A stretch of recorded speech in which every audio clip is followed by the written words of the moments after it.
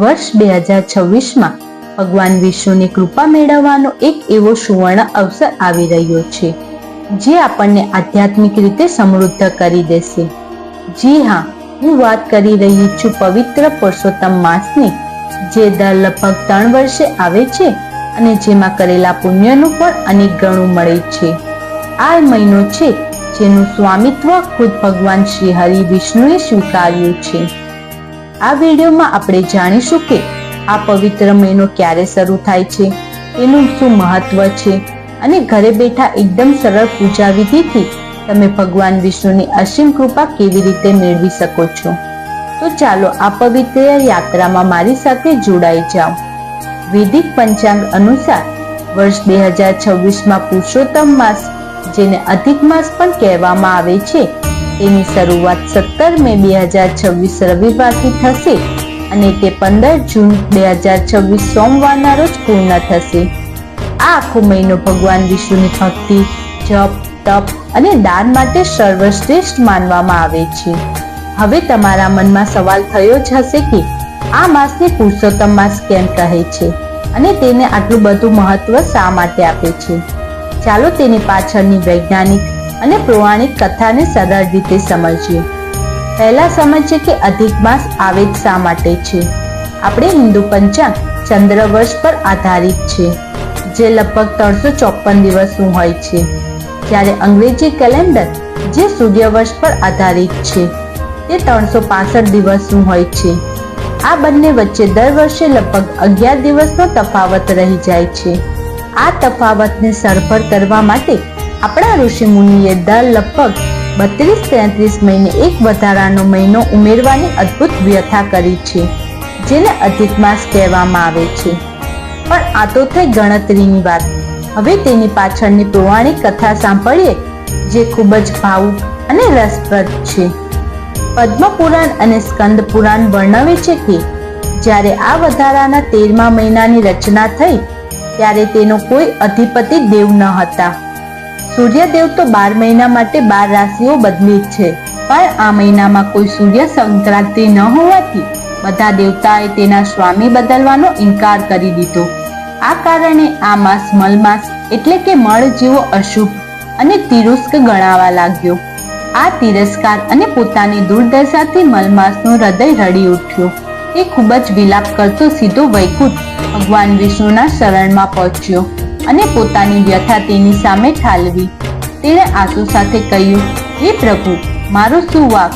બધા મારો ત્યાગ કરે છે, મારું કાંઈ નામ નથી, મારા કોઈ સ્વામી નથી, મારા સમયમાં કોઈ શુભ કાર્ય થતું નથી, હું નિર્ધારિત છું, પ્રભુ મારું રક્ષણ કરો। ભગવાન વિષ્ણુ જે કરુણાના સાગર છે તેવા મલમાસની વેદના સાંભળીને ધ્રળી ઉઠ્યા। તેમણે મલમાસને વરદાન આપતા કહ્યું, ચિંતા ન કર, આજથી હું તારો સ્વામી છું। મારા સર્વશ્રેષ્ઠ દિવ્ય ગુણો હું તને આપું છું। મારું એક નામ પુરુષોત્તમ છે અને આજથી તું મલમાસ નહીં પણ પુરુષોત્તમના નામે આખી સૃષ્ટિમાં ઓળખાઈશ। ભગવાન આગળ કહ્યું, હે પુરુષોત્તમ માસ, તું કોઈ બીજા બધા મહિનાથી પણ શ્રેષ્ઠ ગણાઈશ। જે કોઈ ભક્ત આ મહિનામાં શ્રદ્ધાથી મારી પૂજા, જપ, તપ, દાન અને વ્રત કરશે તેને મળતું પુણ્ય અનેક ગણું વધી જશે।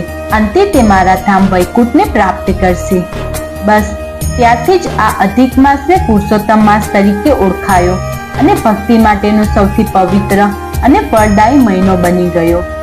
આ મહિનામાં કરેલા ધાર્મિક કાર્યોથી વ્યક્તિના પાપો બળીને ભસ્મ થઈ જાય છે અને અંતે તે અનંત પુણ્ય પ્રાપ્ત કરે છે। આપણે પુરુષોત્તમ માસનું મહત્વ તો જાણ્યું, પણ હવે એ જાણવું પણ એટલું જ જરૂરી છે કે આ પવિત્ર મહિનામાં આપણે કયા કાર્યો કરવા જોઈએ અને કયા કાર્ય કરવાથી બચવું જોઈએ। ચાલો હવે પહેલા જોઈએ કે શું કરવું જોઈએ। ભગવાન વિષ્ણુની પૂજા અને જપ। આ મહિનો ભગવાન વિષ્ણુનો છે, તેથી દરરોજ શ્રી કૃષ્ણ, શ્રી રામ કે ભગવાન વિષ્ણુના કોઈ પણ સ્વરૂપની પૂજા કરો। ઓમ નમઃ ભગવતે વાસુદેવાય મંત્રનો દરરોજ 108 વાર જાપ કરવો અત્યંત કલ્યાણકારી છે। વ્રત અને ઉપવાસ। આ મહિનામાં વ્રત રાખવું વિશેષ મહત્વ છે। તમે આખો મહિનો અથવા માત્ર એકાદશી અને પૂનમ જેવા ખાસ દિવસોએ ઉપવાસ કરી શકો છો। જો એ પણ શક્ય ન હોય તો ઓછામાં ઓછું 1 ટકનું ભોજન કરીને પણ વ્રત રાખી શકાય છે. પવિત્ર ગ્રંથોનું પઠન. આ સમય દરમિયાન શ્રીમદ ભગવદ્ ગીતા, વિષ્ણુ સહસ્ત્રનામ, શ્રીમદ ભાગવત પુરાણ કે પછી પુરુષોત્તમ માસનું મહાત્માનું પઠન કે શ્રવણ કરવું ખૂબ જ શુભ માનવામાં આવે છે. તેનાથી જ્ઞાન અને મનને શાંતિ મળે છે. દાન પુણ્ય. પુરુષોત્તમ માસમાં કરેલું દાનનું ફળ અક્ષત હોય છે, એટલે કે ક્યારેય નાશ પામતું નથી. તમારી શક્તિ પ્રમાણે ગરીબોને અનાજ, વસ્ત્રો, ગોળ, ઘી અથવા દીવાનું દાન કરવું જોઈએ. આ મહિનામાં 33ની સંખ્યામાં દાન કરવું પણ વિશેષ મહત્વ છે, જેમ કે 33 માલપુઆ કે 33 રૂપિયાનું દાન. તુલસી પૂજન. દરરોજ સવારે અને સાંજે તુલસીજીના ક્યારેક ઘીનો દીવો પ્રગટાવો અને તેની પરિક્રમા કરો. ભગવાન વિષ્ણુને તુલસી અત્યંત પ્રિય છે, એટલે તુલસી પૂજનથી તેમની કૃપા સહેલાઈથી મળે છે. પીપળાનું પૂજન. પીપળાના ઝાડમાં ભગવાન વિષ્ણુનો વાસ માનવામાં આવે છે. આ મહિનામાં પીપળાનું જળ ચડાવવાથી અને સાંજે ઘીનો દીવો પ્રગટાવવાથી પિતૃઓ પ્રસન્ન થાય છે અને ઘરમાં સુખ શાંતિ આવે છે. હવે જાણીએ કે કયા કાર્યો ન કરવા જોઈએ. આ મહિનો સંપૂર્ણ આધ્યાત્મિક સાધના માટે છે, તેથી આ સમયમાં અમુક સાંસારિક અને માંગલિક કાર્યો પર રોક લગાવવામાં આવે છે. આનો અર્થ એ નથી કે આ સમય અશુભ છે, પણ એ છે કે આ સમય ભૌતિક કાર્ય કરતાં વધુ આધ્યાત્મિક ઉન્નતિ માટે છે. લગ્ન વિવાહ. આ મહિનામાં લગ્ન જેવા માંગલિક સંસ્કાર નથી થતા. ગૃહ પ્રવેશ. નવા ઘરમાં પ્રવેશ કરવાનું ટાળવામાં આવે છે. મુંડન અને જનોઈ. બાળકના મુંડન કે જનોઈ સંસ્કાર પણ આ માસમાં વર્જિત છે. નવા વ્યવસાયની શરૂઆત. કોઈ નવો ધંધો, દુકાન કે મોટું રોકાણ શરૂ કરવા માટે આ સમય યોગ્ય માનવામાં આવતો નથી. દેવ પ્રતિષ્ઠા. મંદિરમાં મૂર્તિની પ્રાણ પ્રતિષ્ઠા જેવા કાર્યો પણ આ સમયમાં નથી થતા. ચાલો હવે હું તમને ઘરે જ કરી શકાય તેવી અત્યંત સરળ પણ સંપૂર્ણ વિધિ સ્ટેપ બાય સ્ટેપ સમજાવીશ. આ વિધિ કોઈ પણ વ્યક્તિ ખૂબ જ શ્રદ્ધાથી કરી શકે છે. ચાલો પહેલા જાણીએ પૂજા માટેની સામગ્રી. ભગવાન વિષ્ણુ અથવા લાડ્ડુ ગોપાલની મૂર્તિ કે ફોટો, બાજોટ અને પીળું કપડું, પંચામૃત, ગંગાજળ અથવા શુદ્ધ પાણી, પીળા ફૂલ, તુલસીના પાન, ફળો, માલપુઆ અથવા કોઈ પણ મીઠાઈનો ભોગ, ઘીનો દીવો, ધૂપ, કપૂર, પીળું ચંદન, કંકુ, અક્ષત, તુલસીની માળા. ચાલો હવે જાણીએ તેની પૂજા વિધિ. પુરુષોત્તમ માસમાં દરરોજ સવારે બને તો બ્રહ્મ મુહૂર્તમાં ઉઠો, સ્નાન કરી સ્વચ્છ કપડાં પહેરો, પૂજા સ્થાને બેસીને હાથમાં પાણી, ફૂલ અને ચોખા લઈને સંકલ્પ કરો. મનમાં બોલો, હે ભગવાન પુરુષોત્તમ, હું આ પવિત્ર મહિનામાં મારી શક્તિ અને શ્રદ્ધા મુજબ આપની પૂજા અને વ્રત કરવાનો સંકલ્પ કરું છું. કૃપા કરીને મારો સંકલ્પ સફળ કરજો. બાજોટ પર પીળું કપડું પાથરીને તેના ઉપર ભગવાનની મૂર્તિ કે ફોટો સ્થાપિત કરો. જો મૂર્તિ હોય તો તેને પહેલા શુદ્ધ પાણીથી, પછી પંચામૃતથી અને ફરીથી શુદ્ધ પાણીથી અભિષેક કરાવો. અભિષેક કરતી વખતે ઓમ નમઃ ભગવતે વાસુદેવાય મંત્ર બોલતા રહો.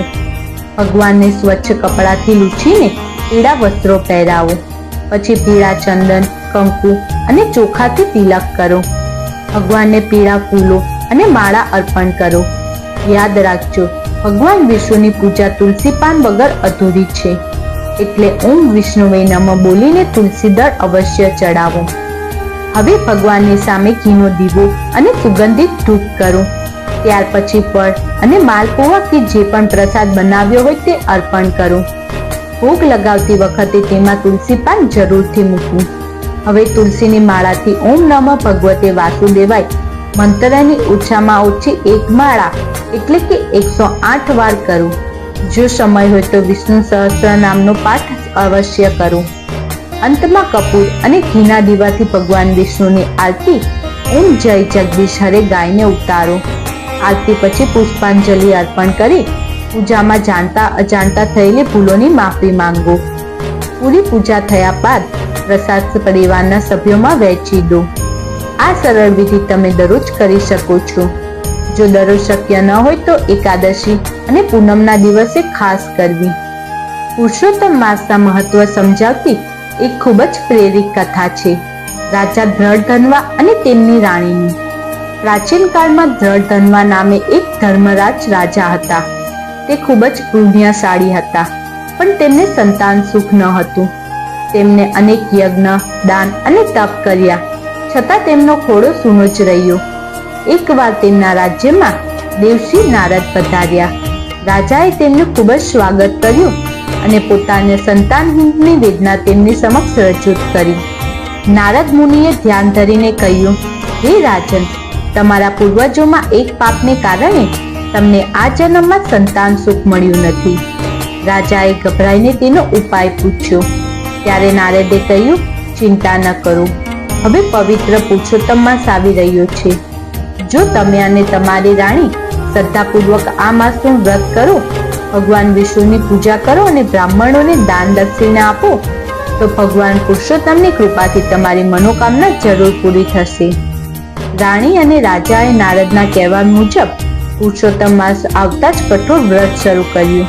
તેઓ આખો દિવસ ઉપવાસ કરતા, ભગવાન વિષ્ણુની ભક્તિમાં ડૂબેલા રહેતા, શાસ્ત્રો સાંભળતા અને દરરોજ ગરીબો અને બ્રાહ્મણોને દાન આપતા. તેમણે પૂરો મહિનો અત્યંત નિષ્ઠા અને શ્રદ્ધાથી ભગવાનની આરાધના કરી. મહિનાના છેલ્લા દિવસે જ્યારે તેમણે વ્રતનું ઉદ્યાપન કર્યું, ત્યારે ભગવાન વિષ્ણુ પોતે તેમની ભક્તિથી ખુશ થઈને પ્રગટ થયા. ભગવાને કહ્યું, હે રાજા, હું તમારી નિષ્ઠ સેવાથી અને ભક્તિથી ખૂબ જ પ્રસન્ન છું. માંગો શું વરદાન જોઈએ છે? રાજા ધ્રધન્વા અને રાણીની આંખોમાં આંસુ સાથે ભગવાનના ચરણોમાં પડી ગયા અને એક સર્વગુણ સંપન્ન પુત્રની માંગણી કરી. ભગવાને તથાસ્તુ કહી અને અત્યધ્યાન થઈ ગયા. સમય જતા ભગવાન પુરુષોત્તમની કૃપાથી રાજાને ત્યાં એક તેજસ્વી પુત્રનો જન્મ થયો. તે આગળ જતા મહાન ચક્રવર્તી સમ્રાટ બન્યો. આ કથા આપણને શીખવે છે કે પુરુષોત્તમ માસમાં કરેલી નિસ્વાર્થ ભક્તિ ક્યારેય ખાલી નથી જતી. તે ભક્તની દરેક સાચી મનોકામના પૂર્ણ કરવાની શક્તિ ધરાવે છે. તો મિત્રો, આ હતું વર્ષ 2026માં આવનારા પવિત્ર પુરુષોત્તમ માસનું સંપૂર્ણ મહત્વ, પૂજા વિધિ અને પ્રેરક કથા. યાદ રાખજો, આ કોઈ સામાન્ય મહિનો નથી, પણ આપણા પાપોને ધોવાનું, આધ્યાત્મિક ઉન્નતિ કરવાનું અને સિદ્ધિ ભગવાન વિષ્ણુની કૃપા મેળવવાનું એક સુવર્ણ અવસર છે. આ એવો સમય છે જ્યારે થોડી ભક્તિ પણ અત્યંત ફળ આપે છે. મને આશા છે કે પુરુષોત્તમ માસ વિશેની માહિતી તમારા માટે માર્ગદર્શન બનશે. આ પવિત્ર મહિનો શ્રદ્ધાપૂર્વક ભક્તિ કરીને તમે પણ ભગવાન શ્રી હરિની કૃપા પાત્ર બનો, એવી મારી હૃદયથી શુભકામનાઓ છે. જો તમને આ જાણકારી ગમી હોય તો વિડીયોને લાઈક કરો અને તમારા મિત્રો અને પરિવાર સાથે શેર કરો, જેથી તેઓ પણ આ પવિત્ર માસનો લાભ લઈ શકે. અમારી ચેનલને સબસ્ક્રાઇબ કરવાનું ભૂલશો નહીં.